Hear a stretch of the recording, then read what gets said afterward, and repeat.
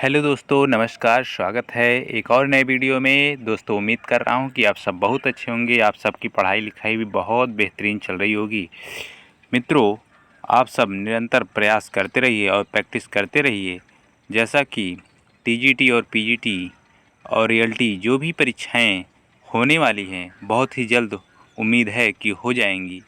लेकिन मित्रों, आप सब प्रैक्टिस निरंतर करते रहिए ताकि आप सभी को ये अभ्यास बना रहे और आपको परीक्षा में आपकी आसानी बनी रहे। तो आइए शुरू करते हैं। आज का पहला प्रश्न है आपकी स्क्रीन पर। बंगाल में कुछ दस्तकारों पर अंग्रेज़ों ने अत्याचार किए। जुलाहे, बढ़ई, सुनार, कुम्हार। तो बंगाल में जो दस्तकार थे, अंग्रेज़ों ने उन पर अत्याचार किया था। सबसे ज़्यादा जो अत्याचार किया था अंग्रेज़ों ने, वो जुलाहों पे किया था। मित्रों, ऑप्शन ए सही हो जाएगा।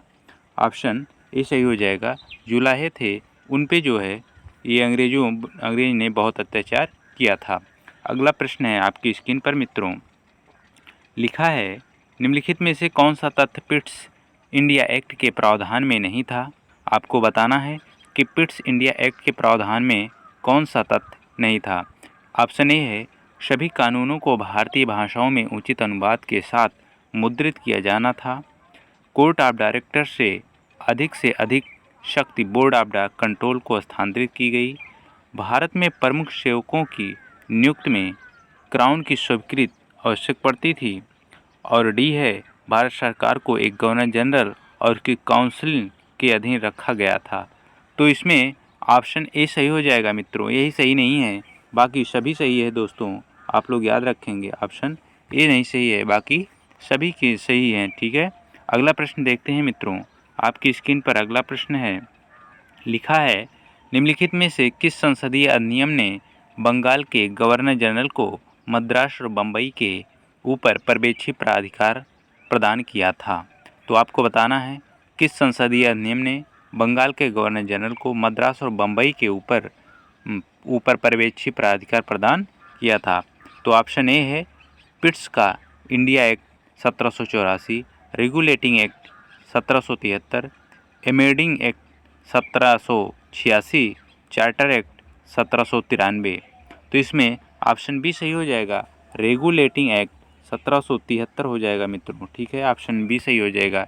इसी के द्वारा गवर्नर जनरल, जो बंगाल का गवर्नर जनरल था, उसको मद्रास और बम्बई के ऊपर भी पर्यवेक्षी का अधिकार दे दिया था। ठीक है, अगला प्रश्न है मित्रों आपकी स्क्रीन पर।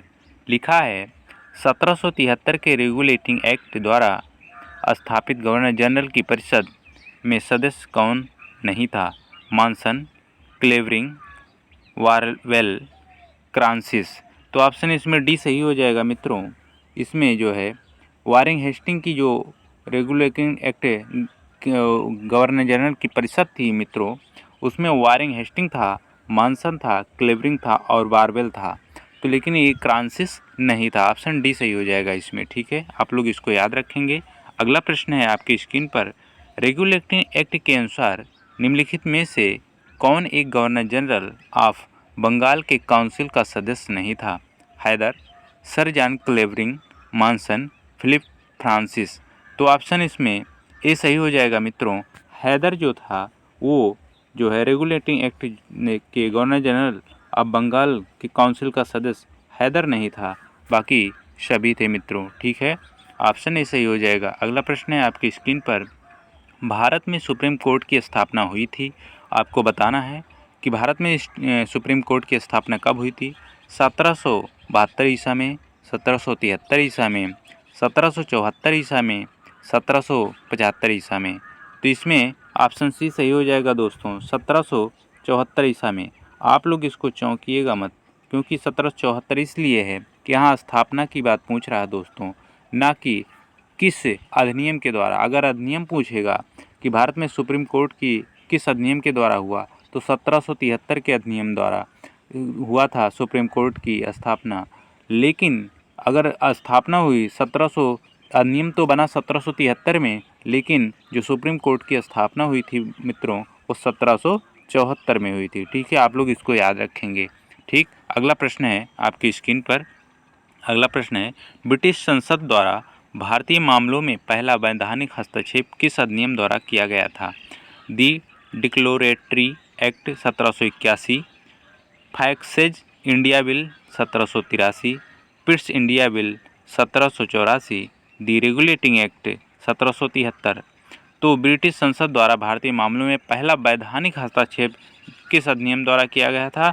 तो रेगुलेटिंग एक्ट 1773 के द्वारा किया गया था मित्रों। ऑप्शन डी सही हो जाएगा इसमें, ऑप्शन डी सही हो जाएगा। यही पहला जो है वैधानिक जो है हस्तक्षेप था ब्रिटिश संसद द्वारा। ठीक, अगला प्रश्न है आपकी स्क्रीन पर, निम्नलिखित में से किस अधिनियम में प्रथम बार बंगाल के गवर्नर जनरल के पद हेतु प्रावधान किया गया?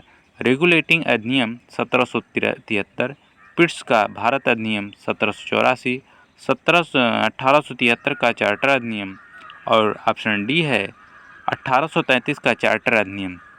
तो प्रथम बार बंगाल के गवर्नर जनरल के पद को प्रावधान किस अधिनियम में किया गया था? ऑप्शन ए सही हो जाएगा मित्रों, ऑप्शन ए सही हो जाएगा, रेगुलेटिंग एक्ट अधिनियम 1773 में। ठीक है, इसी अधिनियम के द्वारा 1773 के द्वारा भारत में प्रथम बार सुप्रीम कोर्ट की स्थापना हुई थी। ठीक है, और सुप्रीम कोर्ट की जो स्थापना हुई थी 1773 के अधिनियम के द्वारा हुई थी और 1774 में इसकी स्थापना हुई थी मित्रों। ठीक है, अगला प्रश्न है, रेगुलेटिंग एक्ट के द्वारा सर्वप्रथम सुप्रीम कोर्ट की स्थापना कहाँ की गई थी? आपको बताना है कि जो रेगुलेटिंग एक्ट के द्वारा सर्वप्रथम सुप्रीम कोर्ट की स्थापना तो हुई, लेकिन वो कहाँ हुई थी? तो बम्बई में हुई थी, कलकत्ता में हुई थी, मद्रास में हुई थी कि दिल्ली में हुई थी? आपको बताना है कि कहाँ हुई थी सुप्रीम कोर्ट की स्थापना। तो ऑप्शन बी सही हो जाएगा, कलकत्ता में हुआ था मित्रों। कहाँ? कलकत्ता में हुआ था। ठीक, ऑप्शन बी सही हो जाएगा। अगला प्रश्न है आपकी स्क्रीन पर लिखा है, ब्रिटिश सरकार ने आधुनिक शिक्षा प्रसार की ओर पहला कदम बढ़ाया। आपको बताना है कि जो अंग्रेज थे वो आधुनिक शिक्षा की प्रसार भारत में प्रसार करने के लिए पहला कदम कब बढ़ाया था?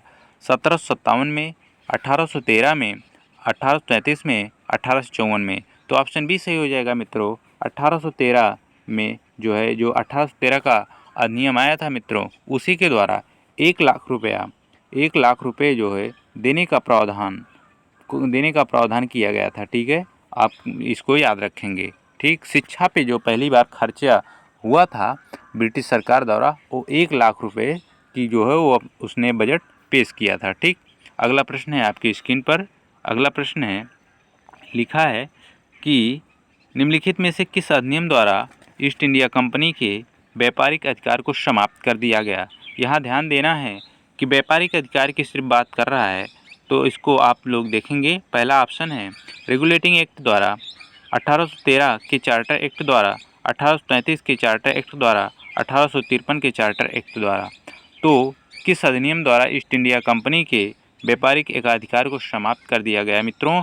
तो ऑप्शन नंबर बी सही हो जाएगा, रेगुलेटिंग एक्ट 1713 के चार्टर एक्ट द्वारा। ठीक, ऑप्शन ए सही, बी सही हो जाएगा। ठीक, अगला प्रश्न है, किस चार्टर एक्ट द्वारा कंपनी के व्यापारिक एकाधिकार को समाप्त किया गया? 1773, 1784, 1813, 1833।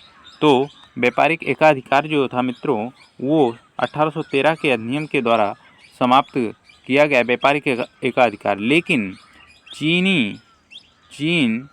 चीनी और चाय पर जो है मित्रों, चाय पर उनका कंपनी का अधिकार बना रहा। ठीक है मित्रों, इसको आप लोग याद रखेंगे। सिर्फ व्यापारिक एकाधिकार समाप्त कर दिया गया था और चीन और चाय पे उनका जो है व्यापारिक अधिकार ईस्ट इंडिया कंपनी का बना रहा मित्रों। ठीक है, अगला प्रश्न है आपकी स्क्रीन पर, अगला प्रश्न है लिखा है, किस अधिनियम में यह प्रावधान किया गया कि बंगाल का गवर्नर जनरल ही संपूर्ण भारत का गवर्नर जनरल होगा? Regulating Act 1773, charter act 1813, charter act 1833, charter act 1853। तो आपको बताना है कि किस अधिनियम में प्रावधान किया गया था कि बंगाल का जो गवर्नर जनरल है संपूर्ण भारत का गवर्नर जनरल हो जाएगा? तो ऑप्शन नंबर सी सही हो जाएगा, 1833 का जो अधिनियम था मित्रों, चार्टर एक्ट अधिनियम जो था, इसी के द्वारा कहा गया था कि अब बंगाल का जो गवर्नर जनरल होगा वो संपूर्ण भारत का गवर्नर जनरल होगा। ठीक है, अगला प्रश्न है आपकी स्क्रीन पर। अगला प्रश्न है पिट्स एक्ट किस वर्ष पारित किया गया? तो आपको बताना है पिट्स एक्ट कब पारित किया गया है। एक्ट्स को अधिनियम भी कहते हैं, इसको भी आप लोग याद रखेंगे। ऑप्शन ए है 1781 में, 1782 में, 1784 में, 1786 में। तो पिट्स इंडिया एक्ट जो पारित हुआ था मित्रों वो 1784 में हुआ था। ऑप्शन सी सही है इसमें। ठीक है, अगला प्रश्न है आपकी स्क्रीन पर। अगला प्रश्न है प्रथम विधि विशेषज्ञ जो था, प्रथम विधि विशेषज्ञ नियुक्त किया गया था लॉर्ड मैकाले को, थॉमस जेफरसन को, थॉमसन को, हेनरी मार्टिन को। तो प्रथम विधि विशेषज्ञ जो था या कानून मंत्री जो था मित्रों वो लॉर्ड मैकाले को, और किस अधिनियम के द्वारा? 1833 के एक्ट द्वारा ये हुआ था मित्रों। ठीक है, आप लोग इसको याद रखेंगे। ठीक, अगला प्रश्न है आपकी स्क्रीन पर। भारतीय विधि आयोग की अध्यक्षता की थी, या भारतीय कानून आयोग या भारतीय विधि आयोग की अध्यक्षता किसने की थी? तो ऑप्शन ए है थॉमस मूरे, जोनाथन डंकन, लॉर्ड मैकाले, उपर्युक्त में से कोई नहीं। तो इसमें ऑप्शन सी सही हो जाएगा मित्रों। लॉर्ड मैकाले जो है भारतीय विधि आयोग की अध्यक्षता किया था, किस अधिनियम द्वारा? 1833 के अधिनियम द्वारा। ठीक, अगला प्रश्न है आपकी स्क्रीन पर। लिखा है निम्नलिखित में से किस अधिनियम द्वारा भारत के गवर्नर जनरल को अध्यादेश जारी करने की शक्ति प्रदान की गई थी?